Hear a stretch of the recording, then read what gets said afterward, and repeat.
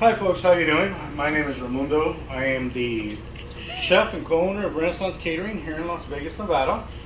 I'm here with my sons, Sonny Hi. and Max. Hi. Sonny, say hi to the camera. Hi. Today we're going to be making a nice and simple lasagna. Obviously we've got our lasagna noodles we're going to cook off before we put them in the pan. We're going to make a nice hearty meat sauce and a simple bechamel. What's a bechamel? Bechamel is one of our mother sauces. A bechamel is a white sauce. It's basically a roux mixed in with milk. A roux is equal parts flour and butter. Just as a note for those people that want to make the bechamel, you don't want to buy cheese sauce. Bechamel, for every cup of milk you use, you'll be using 2 tablespoons of flour and 2 tablespoons of butter. So right now, we're going to break the video. While we break the video, I'm going to be chopping the garlic, the tomatoes, and get my mise en place ready. And then at the same time start cooking up the noodles. And when we come back, we'll start with the meat sauce, then the cheese sauce after that. And then we'll assemble lasagna and bake it off. And then we'll be eating it. Alright, we'll see you guys in a few. Alright, well, we're back. I've already done my mise en place. As you can see here, I got my garlic, my basil, my oregano, tomato, onion, got butter, got my flour and my roux. I do use tomato sauce. I'm not going to have you stew tomatoes and all that. Like I said, it's more of an easier recipe. For instance, if you want to make this a week ahead, put it in the freezer for your kids. Or like I said, guys, girls, the night before, you can get it ready, pop it in the oven, ready for your date, or you're going to have them over for dinner. We're going to start everything first with the meat sauce. I'm going to go ahead and start heating my pan right now.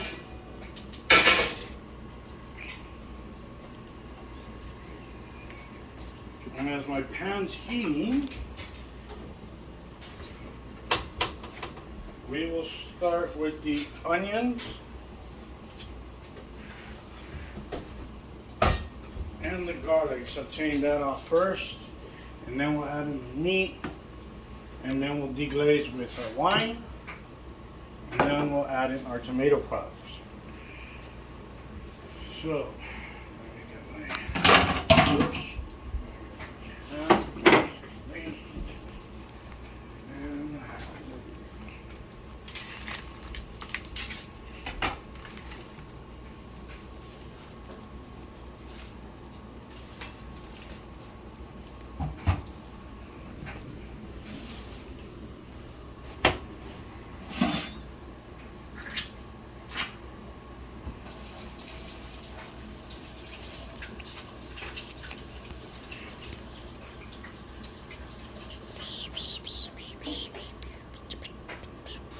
So right now, my son that's recording, he's gonna get over here and he'll be filming over the pan while I start mixing everything in. So as I said, you'll start seeing me adding ingredients.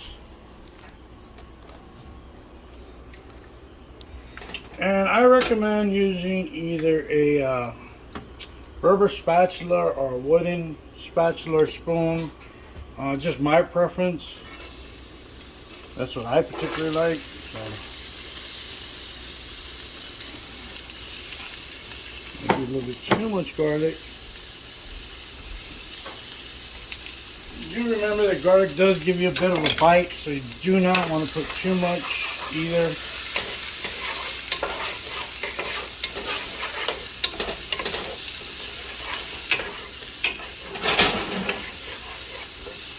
So I know some of you are seeing these onions. Believe me, by the time the sauce is done, the onions will be almost gone.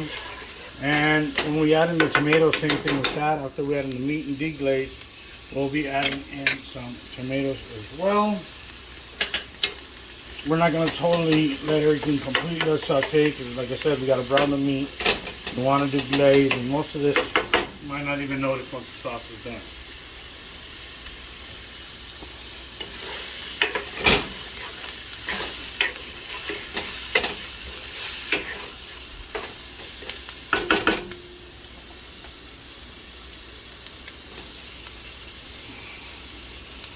So son, you got any questions about this or about what I do?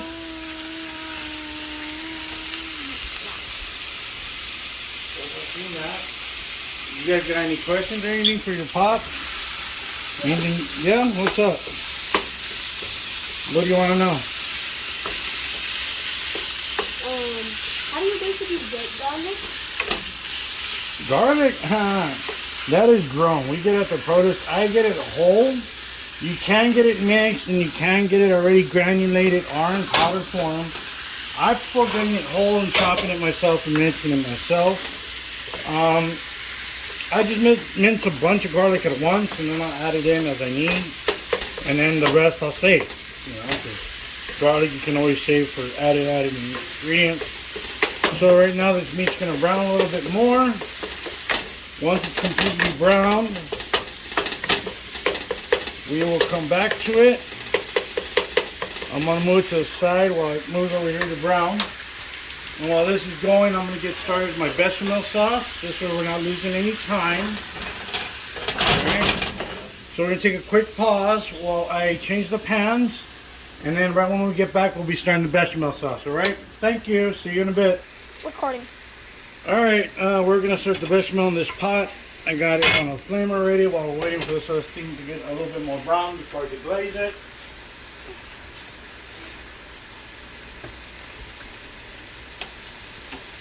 I'm going to start by melting our butter in the hot.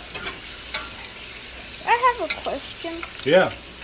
How come on the camera the meat looks like a bit brighter and in reality it's a bit darker?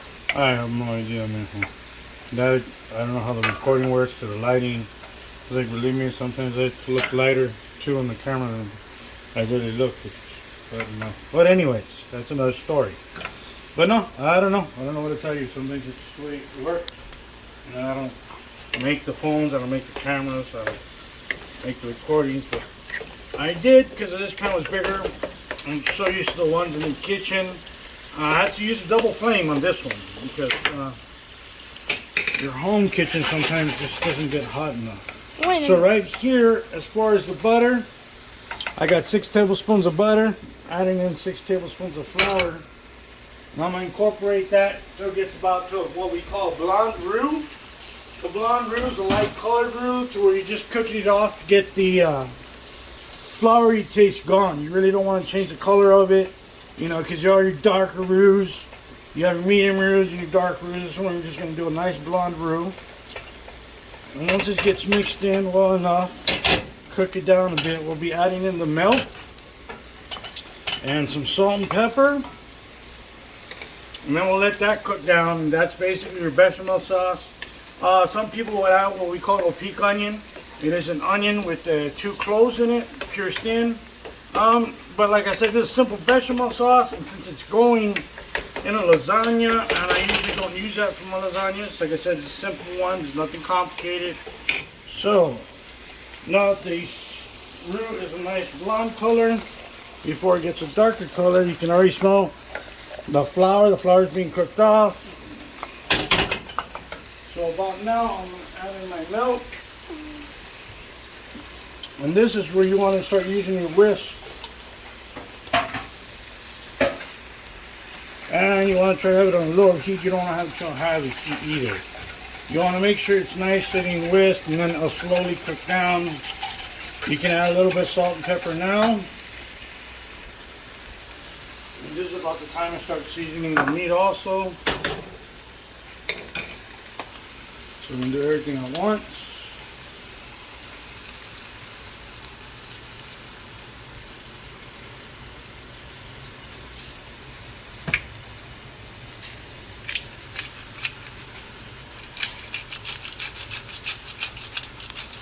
Now on the bechamel, that goes into the cheese sauce. On a regular bechamel, you would put the actual peppercorns and then strain it. We're not going to waste your time with that. We're just going to add some pepper in there now. You know, like I said, it's going on a lasagna, so it's really not going to make a big difference, alright? So our meat, as you can see, it's starting to really now finally cook down. It's almost at that point. Actually, I'm liking the way it's looking. And yeah, if you can handle both, that's okay. Like I said, you don't have to cook both at once.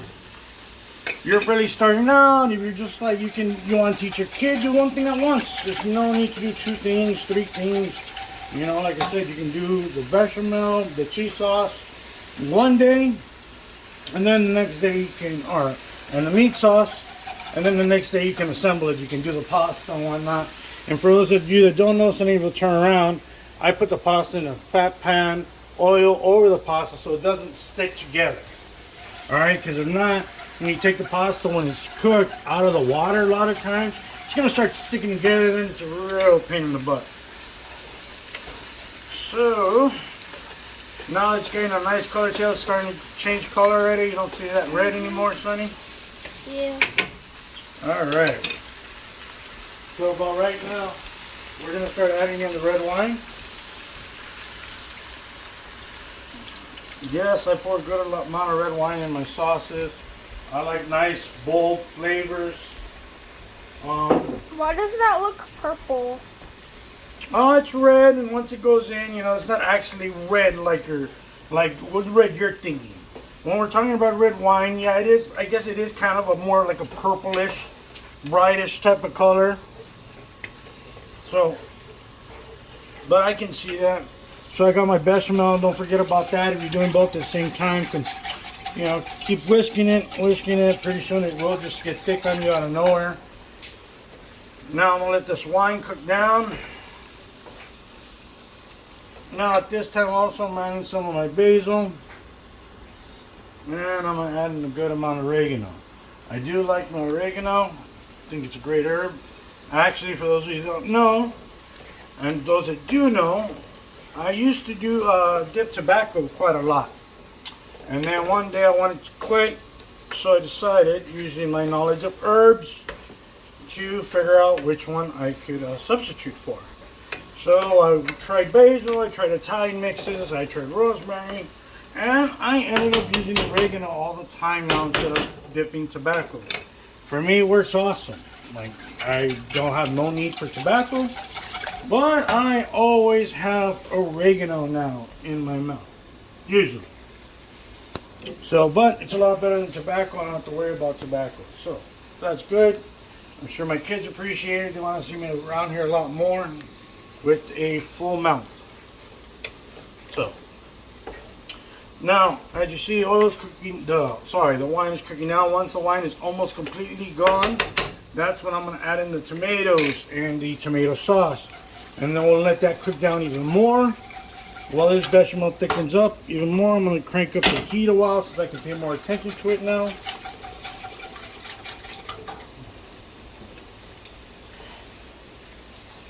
And then at this point, I think we're going to take another quick break.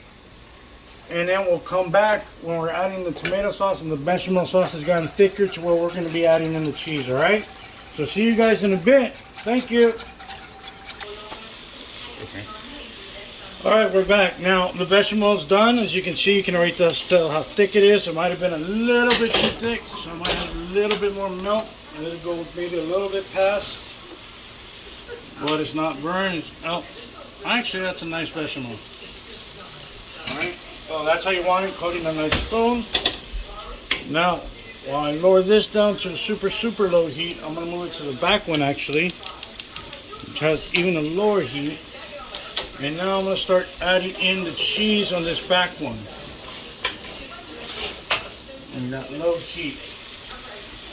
Now for the sauce, we're using straight mozzarella with a little bit of Parmesan as well.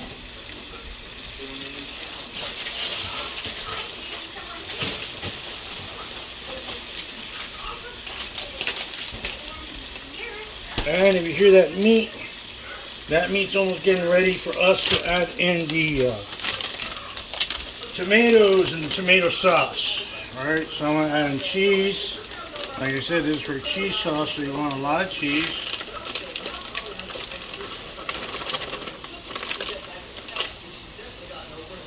Right. And like I said, there's no need to rush this stuff. Just let it go on its own. This isn't complicated, you're not in a restaurant, you're not in a rush. You know, this is something easy to do with the family. So,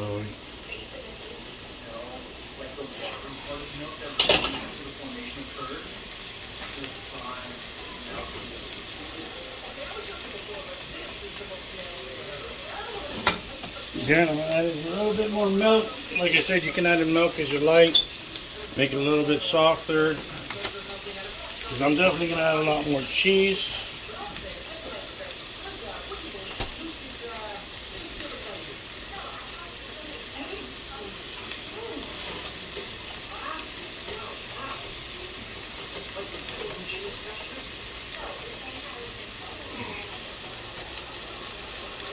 So, as this cheese keeps melting and melting, slowly and slowly, I add more milk, add more cheese. Now this meat, here we go. This is what we want, alright? So right now we're going to take a quick pause, and then when we come back, Max is going to switch sides over the meat, and we'll finish off the meat sauce, alright? So right now we're going to take a quick pause. Ready? Hit the red button. Alright, well we're back. Now I'm going to add in the tomatoes.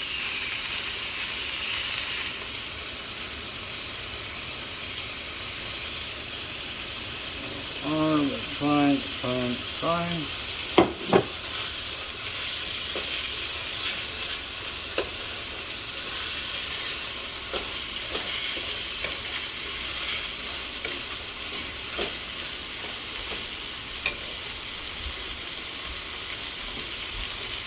Dropping down the heat.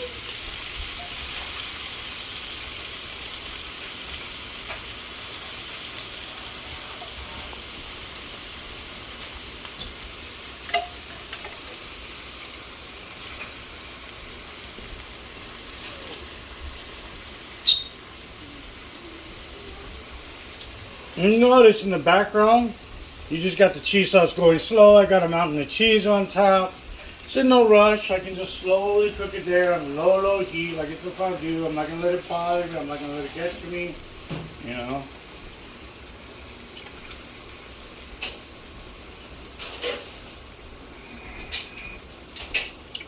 We're going to mix up our sauce. And then we're going to let this stuff cook down once it's fully mixed. I put a cover on it just because if not, forget about it. Your stove is going to look like horrid. And I'm actually right now, right after stir, I'm going to look at it. I know by looking, some people will taste. You can taste it. And there you can decide if you want to add in more herb, more salt, more pepper. As far as salt and pepper, I do recommend waiting until it's about done. Because then, you know, you can, there is a trick to eliminating the salt, but you should rather try not to put too much to begin with, so you don't have to use tricks. I know me, I know what I like as far as herbs go, so I'm going to put some more herbs in there. I do like fresh herbs, fresh oregano, fresh basil, so I'll add the last bit of that I got. And then this is all incorporated now. Make sure it's nice and mixed.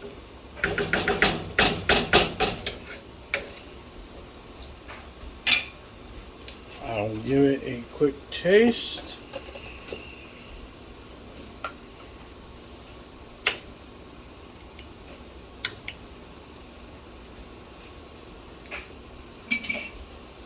That's good. Once it's cooked down, it'll be even better. Add a bit more salt. And then cover it for now because I can already hear it starting to boil. Do it like that, and then I'll be working on the cheese sauce. And when we come back, it'll be assemble time. Alright, so see you when we're ready to assemble everything. For now, I don't know, get a bite to eat, or I don't know. We'll be on pause finishing this up. So like I said, see you guys back in a bit. Alright, we're back. And as you see, we got the cheese sauce, how I like it, really nice and gooey. Yeah. So, and the meat sauce is done. So right now we're going to transport those over and we'll start assembling this. Just bringing on the cheese sauce a little bit more and really whisk it in. Some people might call me crazy. For every cup of bechamel, I used 1 pound of cheese. Yeah, I'm nuts. So we did 3 cups of bechamel. So this has 3 pounds of mozzarella in it and some parm in it as well. And then we'll put some nice grated parmesan and shredded mozz on the very top when we put it to cook. Alright, so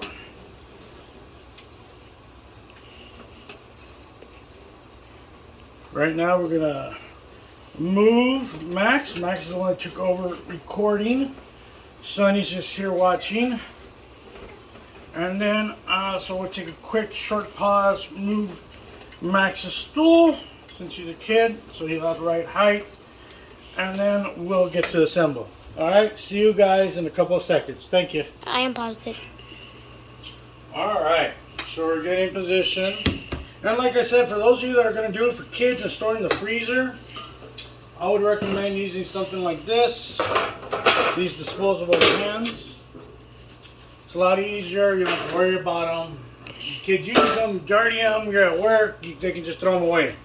So you don't have to worry about them cleaning them at that point, which is awesome. For today, we'll be using a glass one. And I'm going to get a couple of spoons so I can serve the sauce and the bechamel.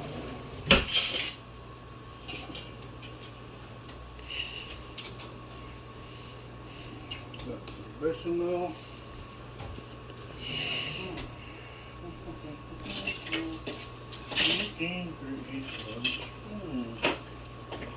Like I said, sometimes I forget I'm not in the kitchen, and I just automatically assume I have stuff here like I do in the big kitchen. But we always may do anyways. So first you do want to get a little bit of the sauce, and you do want to put it at the bottom at first, you know. And for the bottom, you want to try to get the more tomatoey part, not so much the meaty part. So same for the bottom and the top, and you'll see what I mean.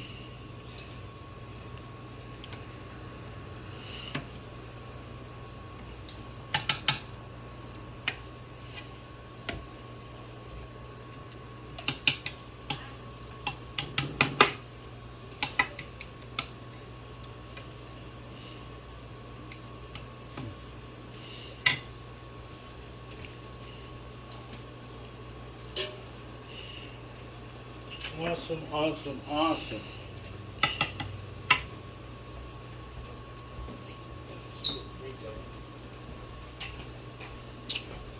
Sorry about that. I was hearing noise, and for a minute I thought it was coming out of the phone, and I was like, okay, great. So I really don't know, but I'm not that bad.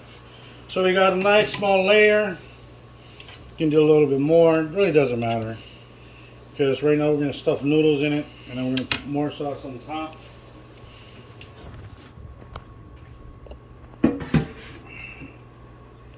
As far as the bottom noodles, I wouldn't worry too much about them being perfect.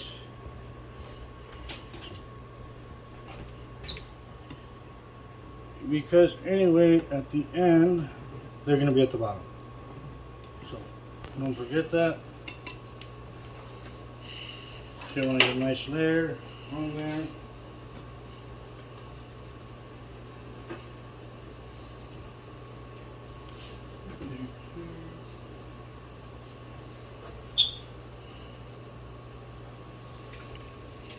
And if you have culinary shears and it makes it easier, you can also do that. I like my pasta a little bit harder on al dente before I put it in. So you don't want it like some of y'all might be like, oh, well, my spaghetti pasta. Well, yeah, it's your spaghetti pasta.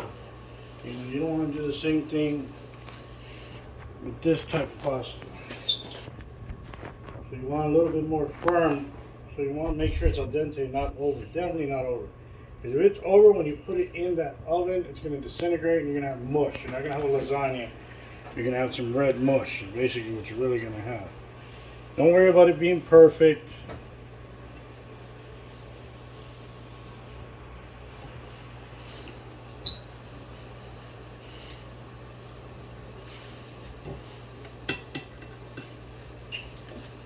So that's our first layer right there. Now this part, you want to get more of the meaty part. You don't want to get too much of the sauce part. Alright? So And I'm not going to show you each and every layer. We're going to show you one layer, how we do it, how we top it, and then I'll do the next layer. I'll actually pause after that, then I'll do the next layer. So you can, okay, but there's no need to show you guys each and every layer. It just doesn't make, at least for me, it doesn't make sense. I mean, that makes the video a lot longer, and I'm sure you guys are like, okay, this video's already long enough. Because I don't know how to edit, and we're doing everything by pause. So that's a nice amount of meat, I think. I mean, you can add a bit more. Like I said, my boys, I know my boys, even though they're young, well, they can eat. So, and so can I. So, we got a nice coat of sauce on there. Now the bechamel, cheese sauce actually. So we added cheese into it, a lot of much, as you can tell. This is one very cheesy sauce.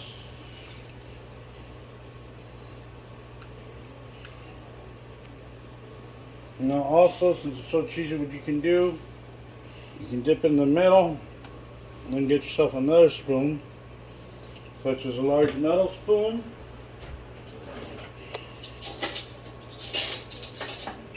And you'll use that to push the cheese sauce around. Make sure it gets the coverage like that.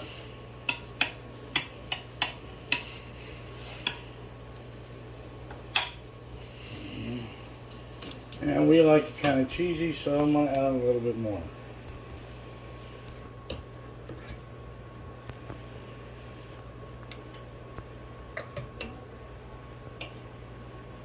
And yes, I know I don't have gloves, but that's because I'm at home. I'm not in the kitchen. This is not going to feed anyone other than my family. So, cheese is on. We're going to put another layer of noodles on.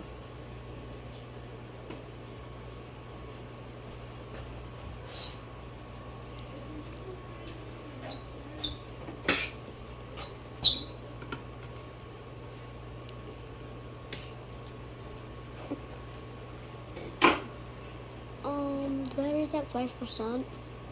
That's fine. Then we're going to repeat, and then we're going to take a quick break while I'm doing the last one, and then you'll see the final before I put it in the oven. Alright, see you guys in a bit. Unpause. Alright, now on the final layer, I already skipped it. I don't know if you can see it right there. It looks crazy, it looks full. Yeah, I'm nuts. For the top, you don't need to put the bechamel, you just want to put regular mozz. Just mozz and then sprinkle with some parmesan. And since I make my lasagnas really flavorful, I know they overflow, but what can I say? I like my food not healthy. But I do make healthy food when needed, alright? So, one thing I don't, I can make healthy food taste good as well.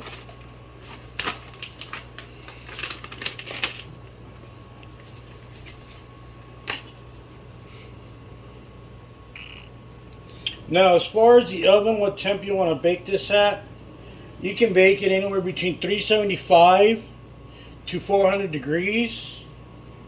Anywhere between 35 to 45 minutes or until it sets, depending how big the lasagna is, how deep it is, how stiff your bechamel sauce is already. But yeah, so I'm going to put this on a sheet pan.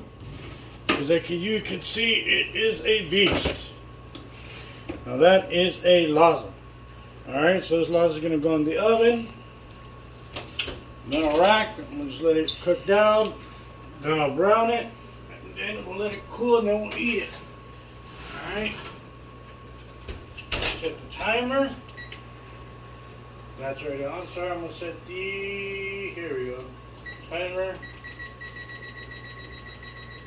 I'm going to say, I'm going to check it in 30. Alright, see you guys in a bit. For us it'll be 30 minutes. For you guys it'll be a couple of seconds. Alright, so let's take a quick look. We got about 11 minutes to go. Max, you want to come a little closer so we can show people what it looks like? You see it nice overflowing. That's, look at that. Thing's almost ready. When that beef's at 11, we're going to toss it down real quick, get some nice color on top. Then cut it, eat it. But look, You notice it's already starting to get firm, and that's what you want. As a matter of fact, why don't I give it a little spin? Yeah, it's definitely going to be one nice flavor lasagna. What do you think, Max? I think it's gonna taste extremely good. So we'll be back in a couple seconds. It's on. Alright, so now we're going to switch it out of there, and we're going to put it on broil a bit. Actually, we might not need to put it on broil. I might put it on there just a tad. Max, you want to get up close and make sure you get a nice picture of that? Oh, that's nice, huh? Mm-hmm. Take your picture with your brush phone now. Back up. I don't want you to get burned, buddy.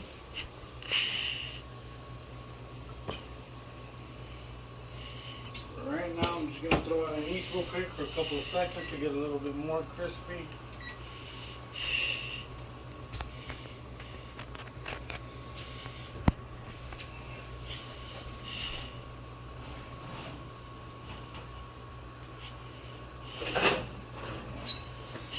Now, some of you that don't know, most broilers you'll find are underneath.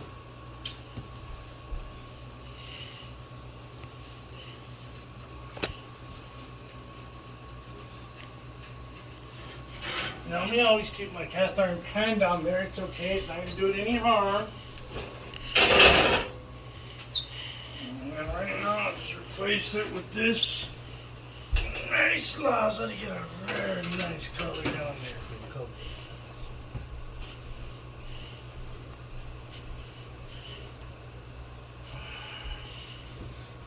We'll leave that in there for a couple of minutes. We're going to pull it out, let it cool a bit, then cut it, and then we're going to eat. Alright, see you guys in a bit.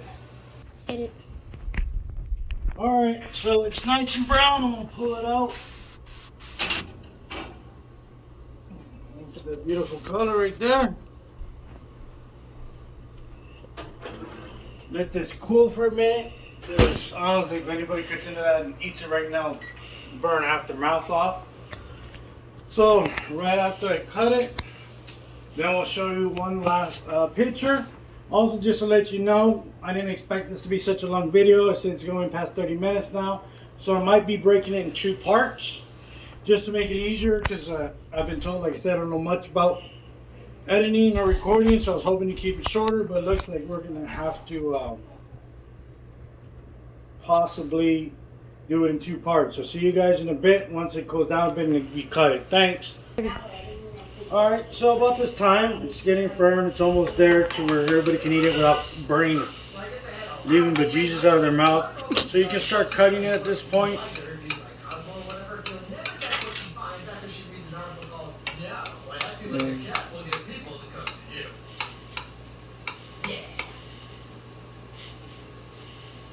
You want to make sure you unstick those edges, because they will stick from a little cheese. Go around.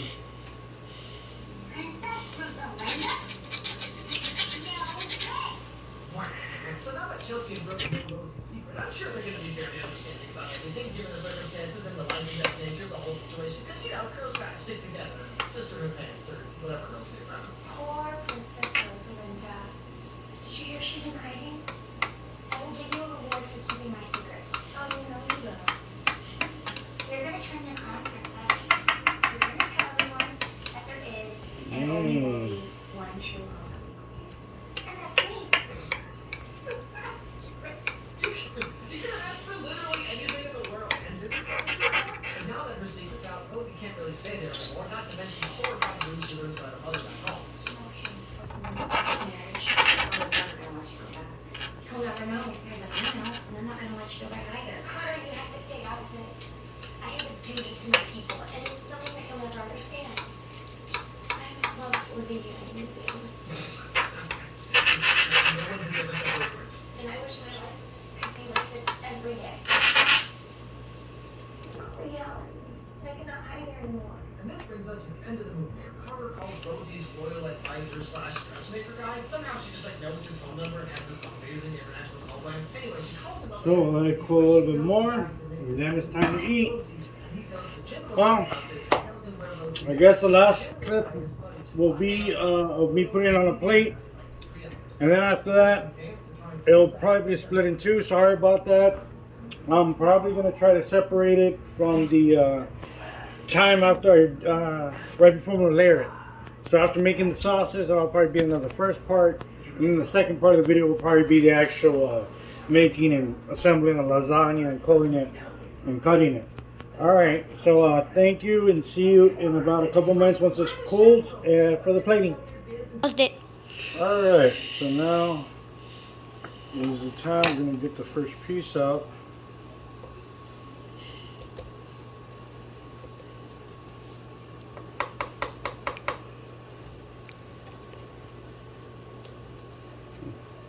First, they're gonna bigger piece.